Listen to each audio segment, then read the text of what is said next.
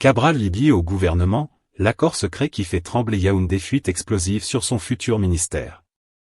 Mesdames et messieurs, asseyez-vous bien, ajustez vos lunettes, fermez même la porte derrière vous, parce que ce que vous allez entendre aujourd'hui n'est pas une petite information de comptoir. Non. C'est un vrai tremblement de terre politique, un séisme magistral qui soulève la poussière jusqu'au plafond des tout-dits. Le genre de drame qui, quand vous l'apprenez, vous oblige automatiquement à dire « Et Dieu ». Donc le film du Cameroun n'a pas encore fini? Car oui, tenez-vous tranquille, selon des fuites brûlantes, le genre de fuites qui ne sortent que quand les murs parlent, l'entrée de Cabral Libye au gouvernement serait désormais certaine à 100%. Pas 99%, hein. Pas 98,5%. 100%. Comme quand la pluie t'arrose sans t'avertir, tu ne peux pas douter. Mais attendez, le plus grave n'est pas seulement son arrivée. Le plus grave, c'est le poste qu'on serait déjà en train de lui préparer, en secret, en douce, dans un couloir où même les caméras ont peur d'entrer. Un poste qui pourrait changer le destin politique du pays, un poste qui déplace les lignes, un poste qui fait bouger les vieux crocodiles du marigot. Oui, mes chers téléspectateurs, nous sommes en plein dans un chapitre où même Nollywood dit « Cameroun, calmez-vous un peu ». Regardez bien, depuis que cette rumeur a éclaté, même les murs du palais d'Etoudi retiennent leur souffle. Les ministres ne s'assoient plus, ils s'entrassoient. Les directeurs généraux marchent à petits pas comme si le sol était piégé. Les conseillers spéciaux boivent leur café avec prudence, de peur que la cuillère ne leur dévoile un nouveau secret d'État. Parce que le Cameroun, c'est le pays où, quand un politicien éternue, on fait une analyse en 10 chapitres. Maintenant imaginez quand un opposant connu pour ses discours tranchants, son verbe aiguisé, et ses sorties médiatiques explosives, serait sur le point d'entrer au gouvernement. Ce n'est plus une actualité, c'est un parfum de drame national. Ne partez pas, car ce reportage va vous plonger dans un monde de complots, de stratégies cachées, de deals sous la table, de sourires diplomatiques qui cachent des calculs millimétrés. Chaque geste compte. Chaque silence est un message. Chaque couloir a ses oreilles. Ce que vous allez découvrir ici dépasse une simple nomination, c'est une révélation qui pourrait bien redéfinir tout ce que vous croyez savoir des rapports de force politique au Cameroun. Alors avant que nous n'entrions dans le cœur du mystère, prenez une seconde. Likez cette vidéo. Abonnez-vous à Camé News. Activez la cloche de notification. Parce qu'ici, on ne vous sert pas l'actualité fade, tiède et sans relief. Non. Ici, c'est pimenté, bien saisi, sans filtre, et avec la sauce de vérité qui brûle la bouche de ceux qui mentent. Restez là où vous êtes, ce que vous allez entendre maintenant n'a rien de banal. Ce n'est pas un reportage, c'est un dévoilement. Partie 1. Le choc national, le Cameroun se réveille dans un drame qui ne dit pas son nom. Mes chers téléspectateurs, asseyez-vous bien, attachez vos ceintures, mettez même la chaise en position anti-renversement, parce que ce qui s'est passé là dépasse le simple niveau de « mauvaise nouvelle ». Le Cameroun s'est réveillé un matin comme un pays où la météo n'annonce pas seulement la pluie, mais aussi les éclairs politiques, les vents de larmes et les tornades de colère silencieuses. Oui, parce que le décès d'Anissé et Khan en détention n'a pas seulement créé une onde de choc. Non. C'est tout un tremblement de terre de magnitude 12 sur l'échelle de la conscience nationale qui a frappé le pays. Dans les quartiers, les marchés, les salons de coiffure, les taxis même, les gens demandaient, donc, c'est comme ça que ça se passe maintenant dans ce pays. On arrête quelqu'un, on le garde, et c'est la morgue qui vous fait le compte rendu. Les Camerounais avaient la bouche ouverte comme les poissons-chats quand on les sort brutalement de l'eau. Le genre de stupeur qui te fait oublier que tu avais mis du plantain au feu. Parce qu'on se connaît, un Camerounais peut supporter qu'on augmente le prix du carburant, il peut même supporter que NEPA coupe la lumière en pleine mi-temps d'un match, mais quand ça touche à la vie humaine, surtout la vie d'un homme politique connu pour ses prises de position frontales, là, les choses changent. Là, les oreilles se dressent. Là, les yeux s'ouvrent comme les phares d'un bus de nuit sur l'axe lourd. Et comme si ce n'était pas assez, tout ça arrive dans un contexte politique déjà plus tendu qu'un chewing-gum qu'on a tiré jusqu'à la dernière fibre. Élections qui arrivent, alliances qui se défont, opposition qui se reforme, régime qui transpire, bref, un climat où il suffit qu'un moustique éternue pour que tout le pays tremble. Alors imaginez maintenant la mort d'un acteur politique de cette envergure, en pleine détention. Le Cameroun entier s'est regardé comme dans un miroir et a murmuré. Et Dieu, donc le film là continue encore ? Sur les réseaux sociaux, c'était pire. Facebook bouillait comme marmite de bâtons de manioc sur feu fort. Twitter X ressemblait à un carrefour où tout le monde parlait en même temps, chacun avec ses informations, ses suppositions, ses analyses, ses théories. Certains disaient que c'était un accident, d'autres criaient à la négligence, d'autres encore parlaient clairement de crimes politiques. Bref, le Cameroun a sorti son doctorat honoris causa en enquêtes improvisées. Mais au-delà du bruit, ce qui a frappé les cœurs, c'était ce sentiment d'injustice profonde. Ce goût amer qu'on ressent quand on se rend compte que quelque chose n'a pas tourné rond, que la vie d'un citoyen, quel qu'il soit, n'a pas été protégée comme elle devait l'être. Et le peuple, malgré son humour légendaire, malgré sa capacité incroyable à transformer les situations les plus sombres en blagues non homologuées, cette fois-ci n'a pas trouvé la force de rire. Non. Cette fois, le rire est resté coincé dans la gorge, comme une arête de poisson mal placée. Et dans cette atmosphère lourde, presque suffocante, chacun attendait la réaction des autorités. Le silence faisait plus de bruit que les paroles. C'est ce silence-là qui a réveillé les consciences, secoué les certitudes et fait comprendre que la mort d'Anissé Ekane ne serait pas juste un communiqué lu à 13h sur la CRTV, non. C'était un moment charnière, un point de rupture émotionnelle, un drame qui a touché la fibre nationale comme rarement auparavant. Parce qu'au fond, même si le pays est habitué aux secousses politiques, il n'est jamais prêt à voir un acteur public disparaître dans des circonstances aussi troubles, aussi opaques, aussi irritantes. Le Cameroun, ce jour-là, a ressenti la douleur collective qu'on ne peut pas balayer d'un revers de main. Et c'est à ce moment que les regards se sont tournés, comme un seul corps, vers celui qui devait parler au nom de la nation. Issa Chiroma Bakary. Mais ça, mes chers téléspectateurs, c'est pour les autres parties. Partie 2, les enjeux réels derrière la rumeur. Ce que Cabral représente pour le système. À mes chers téléspectateurs de Camé News, attendez-moi bien. Vous pensez que quand le nom de quelqu'un sort dans les journaux pour un éventuel poste ministériel, c'est un hasard? Vous pensez que c'est parce que le vent a soufflé trop fort vers Bastos et que les feuilles de papier se sont renversées sur la table du gouvernement? Non, non, non. Au Cameroun, aucune rumeur gouvernementale n'est innocente, surtout quand elle concerne un personnage aussi médiatisé, aussi stratégique, et aussi imprévisible que Cabral Libye. Dans cette deuxième partie, on va donc décortiquer les véritables enjeux derrière tout ça. Parce qu'ici, rien ne se fait pour rien. Même quand quelqu'un tousse dans le sérail, il faut se demander, c'était une toux normale ou bien c'était un message codé. Commençons d'abord par ce que Cabral représente pour le régime. Cabral, c'est un produit politique rare, jeune, dynamique, intellectuellement armé, médiatiquement solide, politiquement ambitieux. Bref, un mélange parfait entre le fils du village qui parle bien et le professeur d'université qui connaît trop les dossiers. Le genre de profil qui attire les foules, agace les conservateurs, et fait paniquer les stratèges politiques qui ont horreur des variables incontrôlables. Dans un Cameroun où la classe politique vieillit comme un bon matango, un homme de 45 ans avec une base militante jeune, active et bruyante, ça devient un enjeu national. Oui, un enjeu. Parce que Cabral n'est pas seulement un opposant. Il est ce que les politologues aiment appeler, un opposant potentiellement récupérable. Ce qui, en langage camerounais, veut dire. Si on l'encadre, ça passe. Si on le laisse dehors, ça explose. Ensuite, il y a l'enjeu symbolique. Nommer Cabral dans un gouvernement, même pour un poste modeste, serait un message fort envoyé à la jeunesse. Regardez, le système n'est pas fermé. Venez, on peut vous écouter, vous pouvez participer. C'est un peu comme donner un bonbon à un enfant qui pleure, ça ne règle pas le problème, mais ça calme le quartier pendant 5 minutes. Et dans un pays où les réseaux sociaux ont transformé chaque Camerounais en journaliste, en avocat, en analyste politique et même en ministre virtuel, calmer les jeunes devient une stratégie nationale. Mais attention, il y a un autre enjeu plus profond, le PCRN. Parce que ce parti-là ne dort pas. C'est un parti qui avance comme un serpent dans l'herbe, discret, mais toujours en mouvement. Si Cabral entre au gouvernement, cela redistribue les cartes politiques, ça brouille les lignes, ça reconfigure les alliances.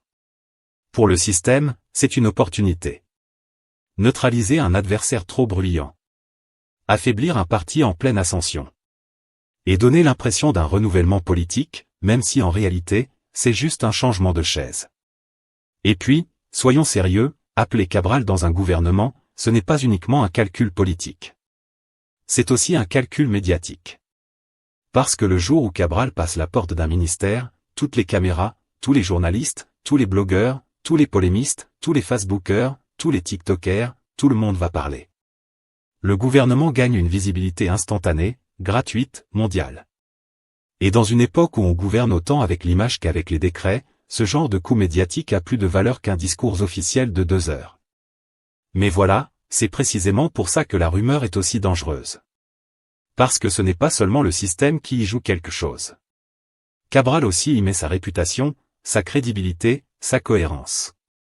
Un opposant qui s'approche trop du système sans entrer dedans devient suspect. Un opposant qui est annoncé dans un gouvernement mais qui n'y entre pas devient affaibli.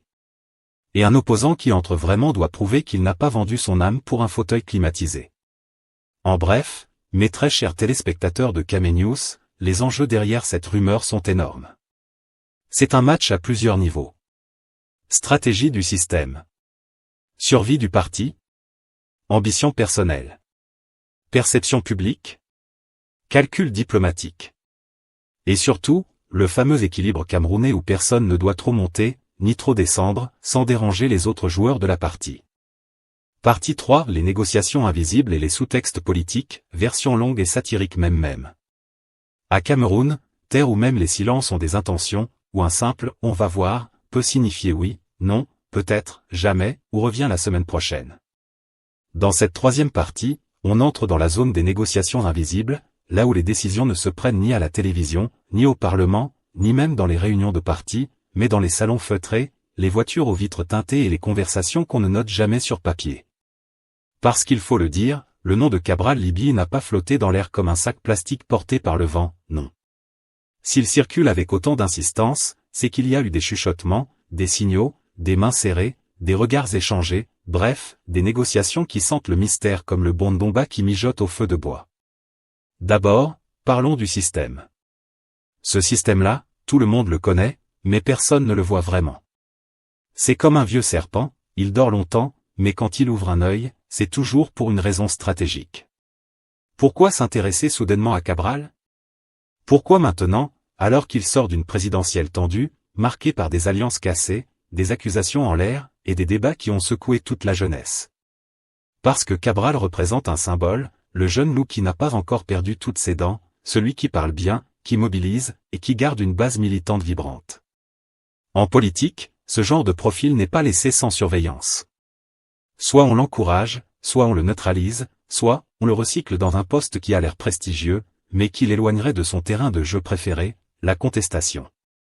Ensuite, il y a les calculs internes.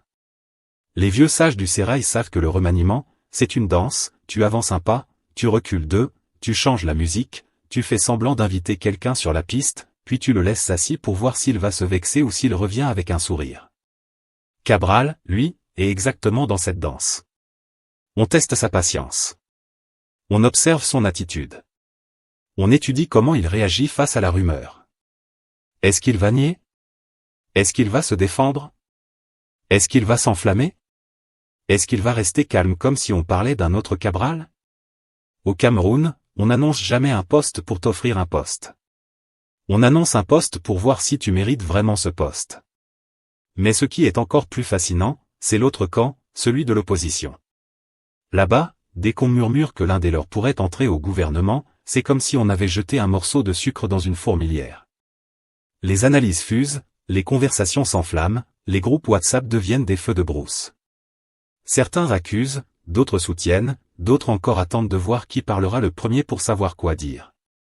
Cabral, en tant que figure centrale du PCRN, se retrouve alors dans un équilibre délicat, ne pas se brouiller avec sa jeunesse militante, mais ne pas non plus se fermer des portes. C'est un exercice digne d'un funambule marchant sur un fil tendu entre la démocratie et la stratégie. Et puis, il y a les acteurs extérieurs, les diplomates qui observent, les investisseurs qui calculent, les organisations internationales qui prennent des notes comme si elles préparaient un examen final. Eux aussi veulent comprendre, que signifie cette rumeur. Est-ce un signe d'ouverture? Une tentative de stabilisation? Une stratégie pour calmer une partie de la jeunesse qui grogne? Au Cameroun, rien n'est jamais fait pour une seule raison. Une décision a toujours plusieurs destinataires, plusieurs lectures, plusieurs conséquences. Cabral pourrait servir à apaiser, à moderniser, à représenter, ou à neutraliser. Ou peut-être les quatre en même temps. Enfin, parlons de Cabral lui-même. Ah, ce monsieur-là connaît le jeu. Il a trop étudié, trop débattu, trop argumenté pour rester naïf devant ce genre de ballet politique. Il sait qu'un poste peut t'élever comme il peut t'engloutir. Il sait qu'un remaniement peut te transformer en star d'un jour, puis en figurant d'un autre jour. Il sait surtout que dans la grande cuisine politique camerounaise, celui qui ne surveille pas sa marmite trouve sa sauce brûlée sans comprendre comment.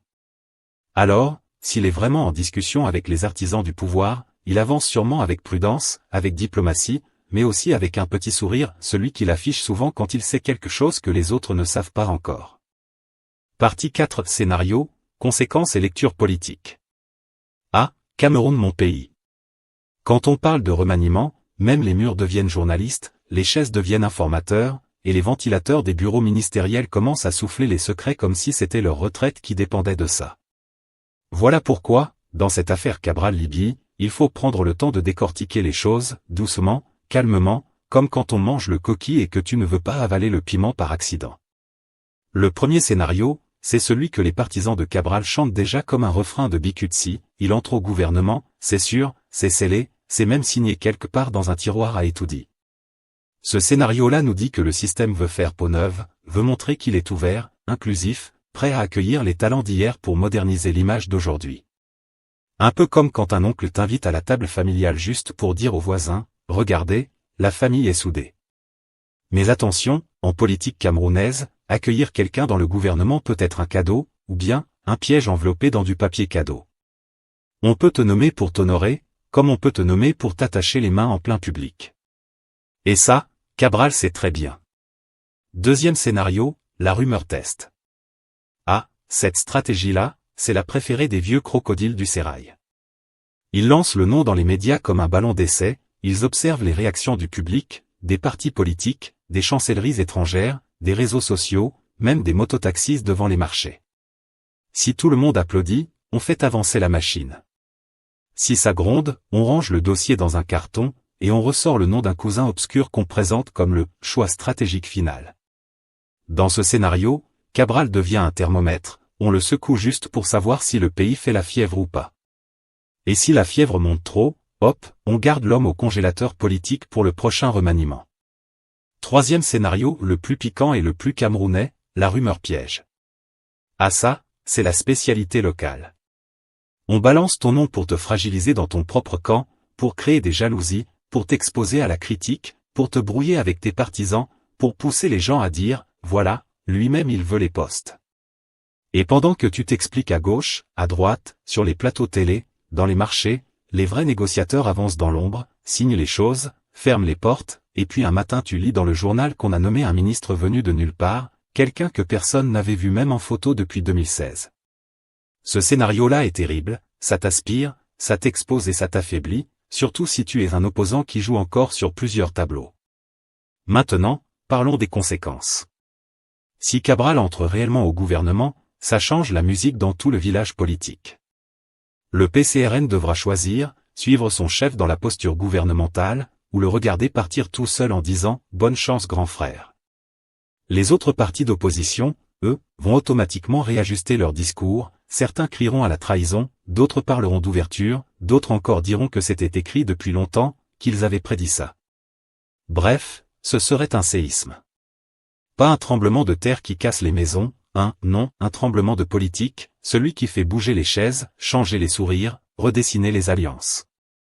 En revanche, si la rumeur tombe dans l'eau, si le gouvernement se renouvelle sans le nom de Cabral, alors là, c'est une autre pluie qui tombe.